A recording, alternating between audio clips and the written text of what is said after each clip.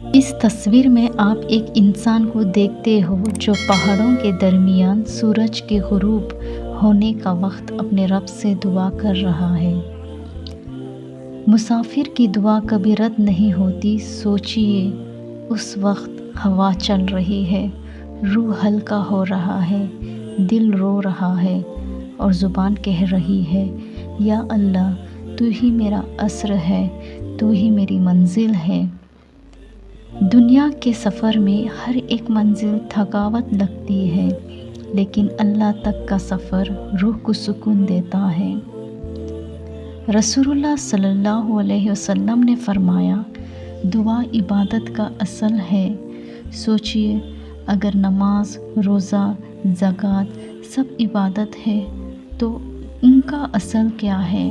اللہ سے گفتگو اور دعا صرف مانگنے کا نام نہیں، بلکہ دعا ایک ایسی عبادت ہے جہاں بندہ اپنے دل اللہ کے سامنے رکھ دیتا ہے۔ جب بندہ اکیلا ہوتا ہے، دوستی دور ہوتی ہے، گھر والے سمجھ نہیں پاتے، تو ایک ذات ہمیشہ پاس ہوتی ہے، اللہ سبحان اللہ تعالی۔ اللہ قرآن میں فرماتے ہیں، اور جب میرے بندے تم سے میرے بارے میں پوچھیں تو کہہ دو میں قریب ہوں، میں ان کی دعا کو سنتا ہوں جو مجھے پکارتا ہے۔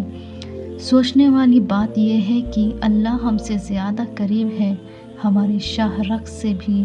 بھائیوں اور بہنوں، اپنے دن کا ایک حصہ ضرور اللہ کے لیے رکھو۔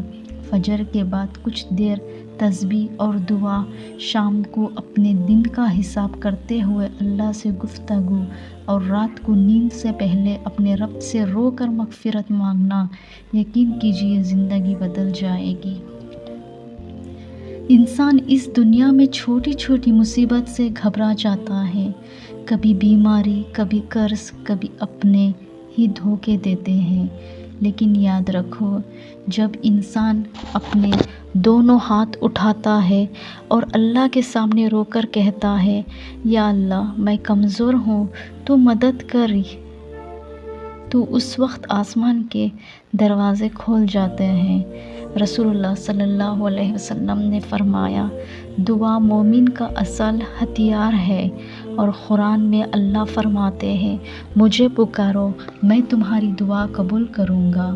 کسی نے پوچھا، اگر اللہ ہماری دعا سنتا ہے تو کبھی فوراً کیوں نہیں ہوتی؟ جواب یہ ہے، اللہ 3 طریقوں سے دعا قبول کرتا ہے۔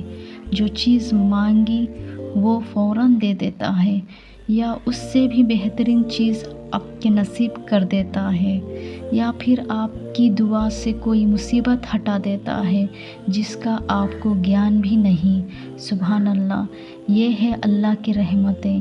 اور سب سے بڑی بات، اگر یہ تینوں بھی نہ ملے تو آخرت میں اللہ کہتا ہے، میں تیرے لیے یہ دعا کو جنت کا انعام بنا دیا۔ ایک شام جب سورج ڈھلتا ہے اور انسان اکیلا بیٹھ کر دعا کرتا ہے، اس وقت دل میں ایسا سکون ہوتا ہے جو دنیا کے لاکھوں خوشیوں سے بڑھ کر ہے۔ قرآن میں لکھا ہے، اللہ بذکر اللہ تطمئن القلوب، یقیناً اللہ کے ذکر سے دلوں کو سکون ملتا ہے۔ اصل سکون ہے اللہ کا ذکر، تسبیح اور دعاؤں میں۔ قیامت کے دن انسان اپنے عمل کے لیے رو رہا ہوگا، لیکن جن لوگوں نے زندگی میں اللہ سے رابطہ بنائے ہوگے، ان کی روح کہتی ہوگی، یا اللہ میں تجھے دنیا میں بھی پکارتا تھا اور آج بھی تجھے پکارتا ہوں، اور اللہ الرحمن اپنے بندے کی آواز پہچان لے گا۔ آج کا پیغام صرف اتنا ہے، اپنے رب سے دعا کرو، اس کے ساتھ رب جوڑو، اور یقین رکھو کہ وہ تمہاری آواز کو سن رہا ہے۔ یا اللہ ہمیں اپنی عبادت میں اخلاص دے، ہماری دعاؤں میں قبول فرما، اور ہمیں اپنی رحمت کا مستحق بنا۔ آمین۔ دوستوں، اگر آپ کو یہ ویڈیو پسند آئی ہو تو اسے ضرور لائک کریں، اپنے دوستوں کے ساتھ شیئر کریں اور چینل کو سبسکرائب کریں تاکہ اور بھی اسلامک ویڈیوز آپ تک بر وقت پہنچتی رہے، اور کمنٹس میں لکھ کے بتائیں آپ کو سب سے زیادہ تسلی کس دعا میں ملتی ہے۔